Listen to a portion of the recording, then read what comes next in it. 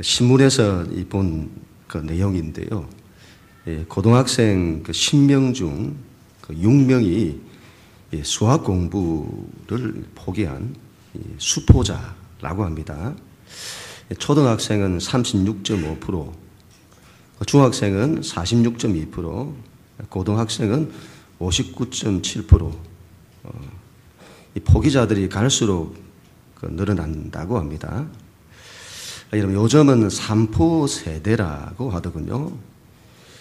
취업이 어려워서 연애 포기하고 결혼 포기하고 출산을 포기한다는 겁니다.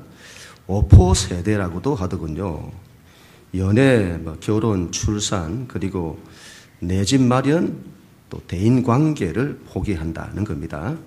7포 세대라고도 하더군요. 연애, 결혼, 출산, 내 집 마련, 대인 관계, 그리고 꿈과 희망을 포기한다는 겁니다. 개인뿐만이 여러분 아니고, 개인이 참 어려운 시대입니다. 기업도 어렵고, 나라도 어렵습니다. 이런 때 이러면 어떻게 해야 할까요? 그 옛날 여러분 이스라엘 민족이 로마의 식민지 하에서 고통할 때였습니다. 어디에도 꿈이 없고 희망이 없었습니다. 포기해야 할까요? 어떻게 해야 할까요? 이스라엘 민족은 하나님의 구원을 간절히 원했습니다. 하나님께 도움을 구하며 간절히 기도했습니다. 그래서는 메시아에 대한 이 구원자에 대한 대망 사상이 온 이스라엘에 일어났습니다. 메시아가 올 것이다. 구원자가 올 것이다. 구원자가 오셔서 우리를 회복시키실 것이다. 손을 대면 톡하고 터질 정도로 간절한 소망. 시대의 표적이라고 하죠. 그리고 구원자가 오는 거죠. 구원이 임하는 겁니다. 다른 민족과 다른 이스라엘 민족만의 독특한 점, 하나님을 의지하는 겁니다. 이것이 하나님의 구원을 오게 하는 거죠. 이스라엘 이곳저곳에서 메시아 운동이 일어났습니다. 그들은 다 저마다의 구원자를 기대했습니다. 대부분 정치적 메시아를 원했습니다. 그 구원자가 와서는 이스라엘을 해방시키기를 원했습니다. 로마 제국을 뒤집어 엎고 하나님 나라를 세울 것을 원했습니다. 그런 운동들 중에 아주 독특한 운동이 일어나는데 그것이 바로 세례 요한의 메시아 운동입니다. 세례 요한은 세례 운동을 일으킵니다. 그래서 이름도 세례 요한이라고 하죠. 이 세례 요한의 세례는 회개 운동입니다. 그는 이스라엘 민족에게 외쳤습니다. 너희는 죄를 회개하라. 세상 사람들이 가장 듣기 싫어하는 말. 우리는 죄인입니다. 그 죄를 회개하고 하나님께로 돌아가야 합니다. 그걸 외친 거죠. 지금도 여러분 기독교 운동이 이곳저곳에서 일어납니다. 사회 정의를 실천해야 한다. 경제 정의를 실천해야 한다. 인권 운동을 펼쳐야 한다. 영성을 추구하자. 복을 받아야 한다. 여러 운동이 있습니다. 그런데 어떤 사람이 외치는 겁니다. 우리는 죄인입니다. 우리는 회개해야 합니다. 회개하고 구원받아야 합니다. 여러분 어떻습니까? 옳아 보입니까? 아니면 어리석게 보입니까? 기독교가 인권을 말하고 사회 정의를 말하는 것이 더 고상하게 보이지 않을까요? 그런데 여러분 성경은 이렇게 말씀합니다. 당시 여러 메시아 운동이 있었다. 그런데 그런 메시아 운동 중에서 유일하게 구원자의 길이 예비된 것은 세례 요한이다. 그가 구약 이사야서에 예언된 광야에 외치는 자의 소리다. 그가 구원자가 오시는 길을 예비한 자다. 성경은 여러분 그 세례 요한만을 인정합니다. 예수님께서도 그런 여러 메시아 운동들 중에 세례 요한의 메시아 운동을 인정했던 것 같습니다. 예수님 그 세례 요한을 찾아오세요. 그리고 그 세례 요한이 만든 길을 따라서 오십니다. 그리고 어려운 시대, 포기자가 속출하는 희망 없는 시대에 본격적으로 세상을 살리는 일을 하십니다. 세례 요한은 길을 만들었고 예수님은요 그 길을 따라오셔서 본격적으로 살리는 일을 하십니다. 오늘 말씀은 바로 그 출발점, 이때의 상황을 성경은 이렇게 말씀합니다. 13절, 14절 말씀 함께 읽습니다. 시작.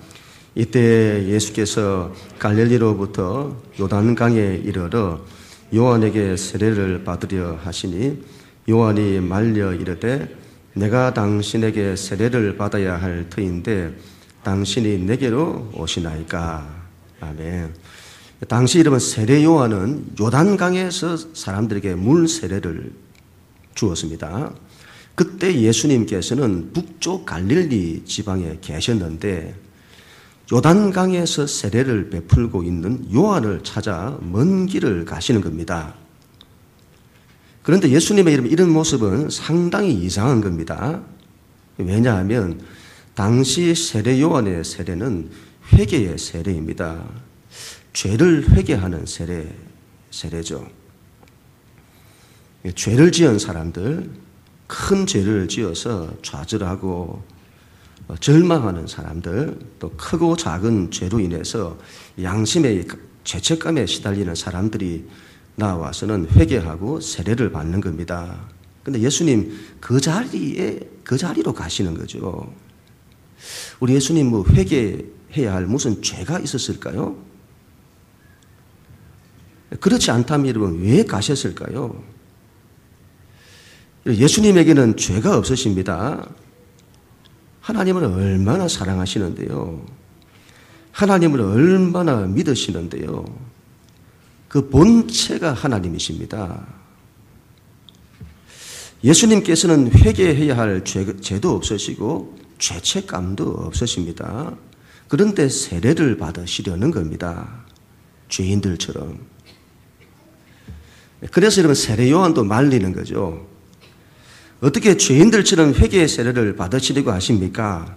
당신은 이런 거 안 받으셔도 됩니다. 받아야 한다면 제가 당신에게 받아야 하는 것이 마땅합니다. 그때 예수님께서 이렇게 말씀을 하십니다. 15절 같이 읽습니다. 시작. 예수께서 대답하여 이르시되 이제 허락하라. 우리가 이와 같이 하여 모든 의를 이루는 것이 합당하니라 하시니 이에 요한이 허락하는지라. 아멘. 허락하라. 우리가 이와 같이 하여 하나님의 의를 이루는 것이 합당하다. 이것이 하나님 앞에서 옳은 것이다. 이 무슨 말일까요? 예수님의 말씀은 이런 뜻일 겁니다. 모든 인간은 죄인이다. 그 죄로 인해 죽음과 절망의 자리에 있다. 그들은 회개하고 하나님께로 돌아가야 한다. 그들에게는, 인간에게는 하나님의 구원이 필요하다. 그리고 오고 오는 모든 세대에게 이 하나님의 옳음을 선포하시는 것입니다. 자신이 죄인이 아니라고 주장하는 자들에게 말씀하시는 겁니다. 하나님의 아들도 죄가 없으신 그분도 회개의 세례를 받았다. 하물며 너희일까 보냐. 이런 예수님의 모습은 뒤에 가서 다시 한번 반복됩니다. 예수님께서는 십자가에 죽으십니다. 예수님은 죄가 없으시죠. 그런데 죄인 중에 가장 큰 죄인이 나가는 십자가형을 받습니다. 이렇게 말씀하시는 듯합니다. 이것을 행하여 하나님의 의를 이루는 것이 합당하다. 이런 뜻일 겁니다. 모든 인간은 죄인이다. 죽을 죄인이다. 너희는 회개하고 하나님께로 돌아가야 한다. 너희에게는 하나님의 구원이 필요하다.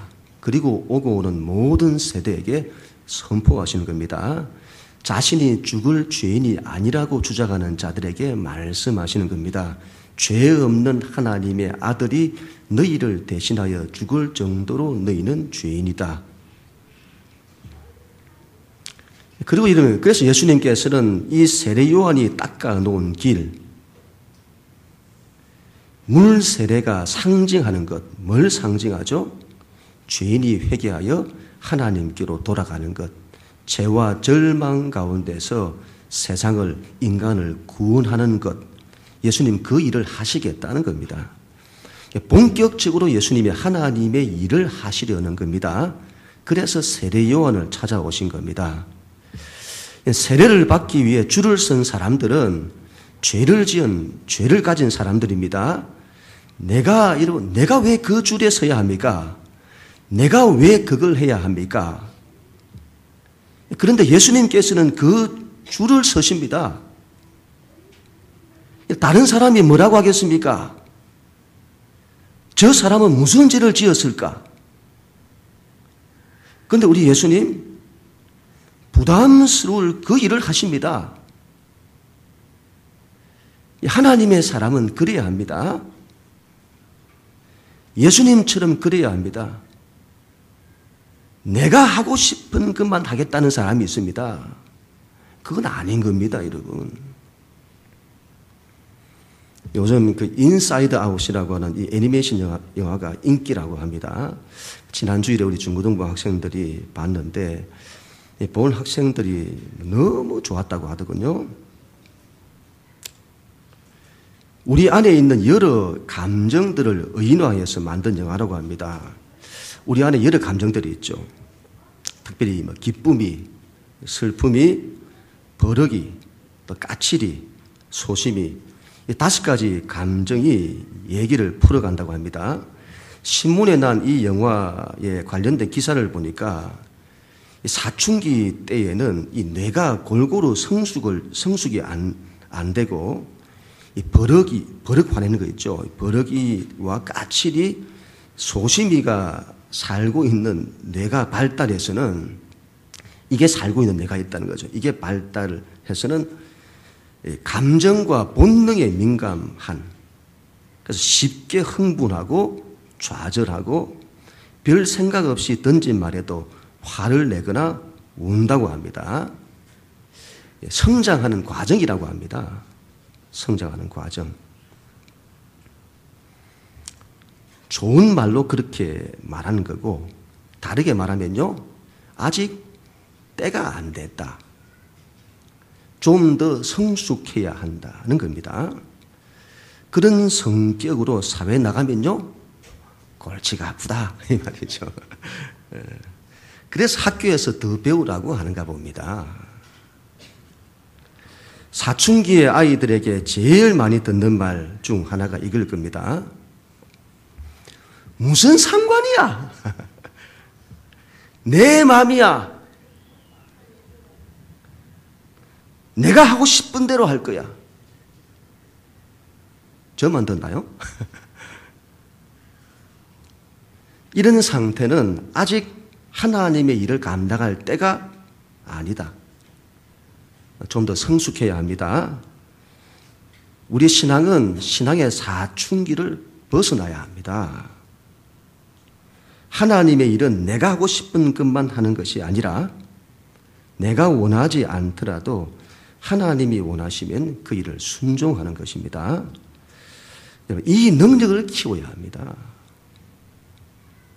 대단한 능력입니다, 이건. 대단한 능력이죠. 요즘 사람들은 조금도 못 참습니다. 교회에 와서 조금도 인내하지를 못합니다.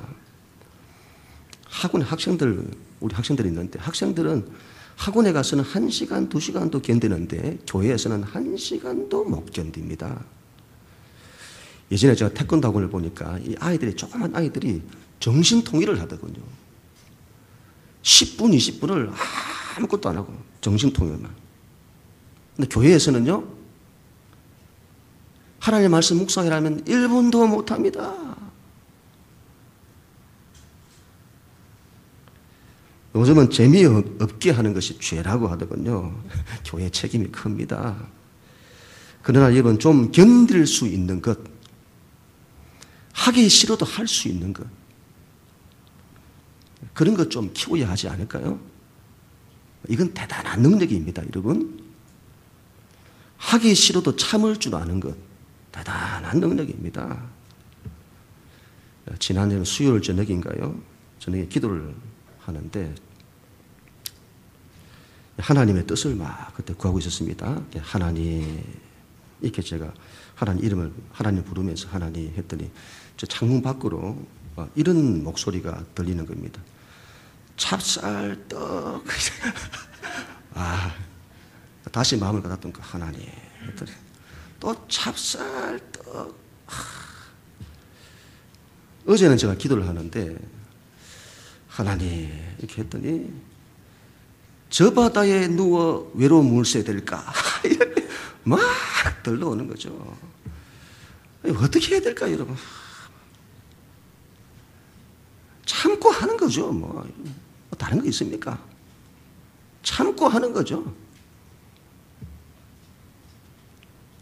이거 대단한 능력이라 봅니다. 하나님의 일을 감당하는 사람, 하나님의 사람들이 갖추어야 할 가장 중요한 자세, 인내. 세상과 현실이 있더라도 다 인내해내는 겁니다. 자기를 버릴 줄 알아야죠. 자기 욕망에 따라 사는 사람이 되어서는 안 됩니다. 하나님의 일을 감당하지를 못합니다. 자기 버림, 낮아져야죠. 섬기는 자리로, 자기 희생, 이런 것들은 대단한 능력인 겁니다. 세상 사람들은 이런 걸 잘 가지지를 못해요. 대단한 능력입니다. 예수님도 그런 준비를 갖추셨습니다. 그리고 하나님 일을 시작하시죠. 우리도 그래야 합니다. 예수님 세례 요한으로부터 세례를 받고 물에서 올라오시자 두 가지 현상이 일어납니다. 그 첫 번째 현상은 성령이 임하십니다. 16절 시작. 예수께서 세례를 받으시고 곧 물에서 올라오실 때 하늘이 열리고 하나님의 성령이 비둘기같이 내려 자기 위에 임하심을 보시더니. 아멘. 세례 요한은 이때까지 예수님이 구원자시라는 것을 알지 못합니다. 언제 알게 되죠? 이전에 하나님이 세례 요한에게 말씀하신 겁니다. 네가 세례를 줄 때 성령이 내려서 누구든지 그 위에 임하는 것을 보거든 그가 구원자인 줄 알라. 그런데 그 일이 일어난 겁니다. 예수님께 세례를 주는데 하나님의 성령이 그 위에 임하시는 겁니다. 그래서 예수님이 구원자시라는 것을 알게 되는 겁니다. 이때 임한 성령은 하나님의 증거입니다.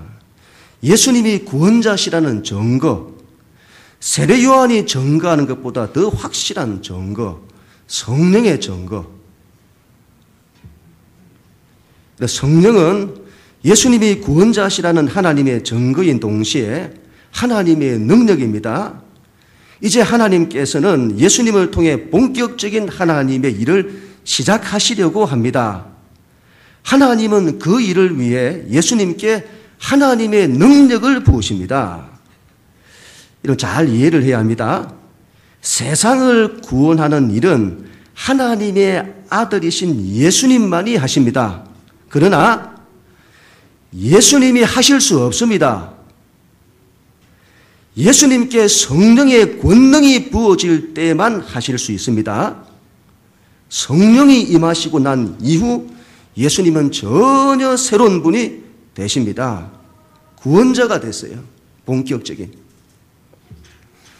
하나님께서 다윗을 이스라엘 왕으로 세우실 때였습니다. 사무엘 선지자를 보내셔서 그에게 기름을 붓습니다. 그때 다윗은 기름 부음을 받고 난 이후에 하나님의 영에 감동을 하게 됩니다. 성령의 기름 부음. 성령이 온 것은 다윗이 왕이라고 하는 증거입니다. 그리고 이후에 다윗에게는 하나님의 능력이 나타납니다. 이전에는 평범한 다윗이었습니다. 가정에서도 인정받지 못했습니다. 그런데 다윗은 하나님의 능력을 가집니다. 골리앗을 넘어뜨리고 사울이 죽인 자는 천천이고 다윗이 죽인 자는 만만인 사람이 됩니다. 10수년의 광야 생활을 믿음으로 통과합니다. 예수님도 마찬가지이십니다. 성령의 기름 부음이 임합니다. 예수님이 하나님 나라의 왕이 되셨다는 증거죠. 그리고 이후에 예수님께 엄청난 하나님의 권능이 나타납니다. 이전에는 우리 예수님 이름도 없고 빛도 없으셨습니다. 고향에서도 가정에서도 형제들로부터도 별로 인정받지 못했습니다. 그런데 예수님은 이후에 모든 세상의 골리앗을 다 이기고 자연세계, 영적세계 등 하늘과 땅의 모든 권세를 다스리시는 통치권을 가지시게 됩니다. 세상 모든 사람들의 죄를 다 짊어지고 십자가의 길을 가시며 죽음의 권세까지도 깨뜨리시며 부활하십니다. 성령의 능력. 예수님께서 성천하시고 난 이후에 제자들이 예수님 십자가 죽으신 이후에 제자들이 많이 흩어졌죠. 일부가 남았습니다. 그런데 예수님 성천하시고 난 이후에 이 일부의 제자들이 흩어지지 않습니다. 그들은 대단한 결심을 하게 됩니다. 예수님께서 감당하셨던 그 일을 자신들이 감당하기로 결정합니다. 세상을 살리는 일. 할 수 있을까요? 예수님 미리 제자들에게 미리 말씀을 하셨습니다. 너희는 예루살렘을 떠나지 말고 아버지의 약속하신 것을 기다리라. 성령을 기다리라. 하나님의 일을 감당하려는 너희에게 성령이 부어질 것인데 그 성령을 받으라. 오직 성령이 너희에게 임하시면 너희가 권능을 받고 능력을 받고 내 증인된다. 하나님의 일을 감당할 수 있게 된다. 우리도 그래야 합니다. 하나님의 능력을 받아야 합니다. 우리의 힘과 능력으로는 그 일을 할 수 없다는 것을 누구보다 잘 아시는 하나님이십니다. 그래서 우리가 하나님의 일을 감당하기로 결단하는 것이 쉽지 않아서 그렇지. 하나님의 일을 감당하려고 한다면 하나님께서 성령의 권능을 부어주시는 것입니다. 그리고 전혀 새로운 사람이 되는 거죠. 세상의 골리앗을 이기는 믿음을 주시고 세상의 그 어떤 바람과 파도에도 흔들리지 않게 하시며 영적 권세를 제어하는 힘도 주시고 병든 자를 고치는 힘도 주시는 겁니다. 그런 성령의 능력을 받아야 합니다. 어떻게 받죠? 기도 외에는 없는 겁니다. 두 번째 여러분 현상은 하나님의 음성이 들렸습니다. 17절 말씀 시작. 하늘로부터 소리가 있어 말씀하시되 이는 내 사랑하는 아들이요 내 기뻐하는 자라 하시니라. 아멘. 예수님을 공식적인 구원자로 부르시는 사건입니다. 성령이 임하시고 하나님의 음성이 들리는 것. 그 옛날에 모세 때도 그랬습니다. 모세가 부르심을 받죠. 불타는 가시떨기 가운데서 하나님께서 모세를 부르십니다. 모세야, 모세야, 너는 가서 내 백성 이스라엘을 구원해라. 그리고 모세는 하나님의 부르심에 순종하여 구원자가 됩니다. 예수님께도 성령이 임하시고 난 이후에 하늘로부터 하나님 아버지의 음성이 들립니다. 이는 내 사랑하는 아들이요 내 기뻐하는 자다. 내 사랑하는 아들이다. 하나님의 아들이다는 말씀이죠. 하나님으로부터 공식적으로 인정됩니다. 아버지와 상속자 아들. 하나님께서는 당신의 모든 권한을 이 아들에게 위임합니다. 이때부터 예수님께서는 하나님의 모든 권한을 위임받습니다. 세상 나라의 대통령은 국민이 결정하죠. 대통령이 임명되면요, 국민은 그 대통령에게 모든 권한을 위임합니다. 하나님의 나라 대통령은 하나님이 결정하십니다. 그리고 하나님께서는 그 대통령에게 모든 권한을 위임합니다. 대통령의 이름은 임명이 되면 그때부터 임명된 대통령은 자신이 대통령이라는 그 이해를 가지고 있어야 됩니다. 내가 대통령이다고 하는. 그래야 나라를 위해서 살 수 있습니다. 나라를 위해서 자신을 희생할 수 있고 자신의 전부를 던질 수 있습니다. 신학적으로 좀 어렵습니다만은 여러분 이 좀 지나치지 않게 여러분 좀 잘 생각을 하셔야 됩니다. 신학적으로 좀 어렵습니다만 이렇게 말씀합니다. 예수님의 자기 발견. 예수님께서 당신을 하나님의 아들로 이해를 하십니다. 요한복음에서는 이 부분을 그 유명한 에고 에임이라고 합니다. 나는 나다. 나는 생명의 떡이다. 나는 세상의 빛이다. 나는 선한 목자다. 나는 포도나무다. 나는 부활이요 생명이다. 나는 길이요 진리요 생명이다. 나는 구원자다. 나는 하나님의 아들이다. 이러한 자기 이해, 자기 발견이 얼마나 중요한지를 알아야 합니다. 우리는 자신을 이렇게 발견해야 합니다. 나는 하나님의 자녀이다. 그리할 때 그는 하나님의 자녀로 살게 됩니다. 나는 하나님의 종이다. 그리할 때 그는 하나님의 종으로 살게 됩니다. 나는 사람을 낳는 어부다. 그리할 때 그는 사람을 낳는 어부로 살게 됩니다. 나는 사명자다. 나는 구원하는 사람이다. 나는 살리는 사람이다. 이것이 여러분 그 사람을 결정합니다. 위대한 자기 발견. 자기를 새롭게 발견하세요. 예수님께서 베드로에게 말씀하시죠. 너는 장차 게바가 될 것이다. 너는 장차 교회의 초석이 될 것이다. 이때부터 베드로는 자신을 새롭게 발견합니다.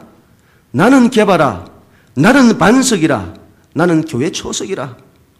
이것이 베드로를 결정하죠. 그리고 베드로는 교회 초석이 됩니다. 예수님이 바울에게 말씀하시죠. 너는 앞으로 이방인의 사도가 될 것이다. 너는 내 이름을 전하기 위한 나의 택한 그릇이다. 종이다. 이때부터 바울은 자신을 새롭게 발견합니다. 바울이 평생 이걸 놓지 않습니다. 바울의 사도권 절대로 안 놓치죠. 나는 사도다. 나는 그리스도의 종이다. 이걸 가지고 자기를 높이는 데 쓰지 말고 십자가의 길을 가는 데 쓰시라 이 말이죠. 나는 그리스도의 종이다. 이것이 바울을 결정합니다. 결국 그는 이방인의 사도가 되죠. 하나님 앞에서 자기를 새롭게 발견하는 겁니다.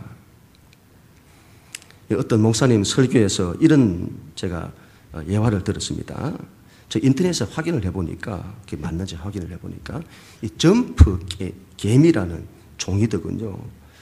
이 개미는 여왕개미하고 일반 일개미가 있는데 이 개미들이 여왕개미하고 일반 일개미가 유전자가 똑같다고 합니다. 근데 이 여왕개미가 죽으면 일개미 중 한 마리가 여왕개미가 된다고 합니다. 그때부터 그 개미는 몸이 막 커지고 수명이 10배 이상이 된다고 합니다. 그리고 엄청난 생명을 낳죠. 아주 특이하다고 합니다. 왜 그렇게 바뀔까? 굳이 설명을 한다면 자기가 여왕개미라는 확신이 유전자도 바꿔버린다. 마인드 컨트롤이 아닙니다. 세상 사람들이 된다 하는 것에 주파수를 맞추면 된다고 하는 그런 게 아닙니다. 우리가 예수 그리스도의 뒤를 따를 때에 우리에게 주어지는 엄청난 축복이요 고난입니다. 나는 하나님의 사람이다. 나는 살리는 사람이다. 이게 그 사람을 결정합니다. 그렇게 되어야 될 줄로 믿습니다. 요즘 여러분 TV를 보면 거의 TV가 이 먹방이 대세죠. 이 먹는 것, 삼시세끼 해서는 어디 놀러 가는 게 대세입니다. 성형, 몸 만드는 게 대세입니다. 노래하고 즐기는 예능 프로들이 대세입니다. 세상이 여러분 온통 놀고 즐기고 재미를 쫓는 세상입니다. 다른 거에는 별 관심 없습니다. 다르게 말하면 여러분, 시대가 공허한 겁니다. 아무것도 없어요. 삶의 가치와 의미를 찾지를 못해요. 이런 걸 보면서 우리는 막 좋다고 이렇게 해야 될 것이 아니고 그 이면에 있는 이 영혼의 절규하는 소리를 들어야 합니다. 아우성이죠. 우리에게는 꿈도 없고 희망도 없고 삶의 가치도 없고 아우성 치는 소리죠. 이런 시대일수록 우리는 예수님처럼 하나님의 일을 감당해야 될 줄로 믿습니다. 우리 예수님처럼 세상을 살리는 일을 하고자 해야 합니다. 이는 예수님의 제자가 되세요. 예수님에게서 위대한 것을 발견하세요. 살리는 사람 되세요. 살리는 사람. 구원하는 사람. 이것보다 더 귀한 것은 없는 줄로 믿습니다. 교회도 앞으로 살리는 교회, 구원하는 교회가 될 것입니다. 그 일을 위해서 하나님의 일을 감당하는 사람들이 일어날 것입니다. 하나님의 능력을 받아서 십자가의 길을 가는 사람들이 이전 가운데 일어나게 될 것입니다. 그는 우리 모두가 다 되어지기를 주님 이름으로 간절히 축원합니다.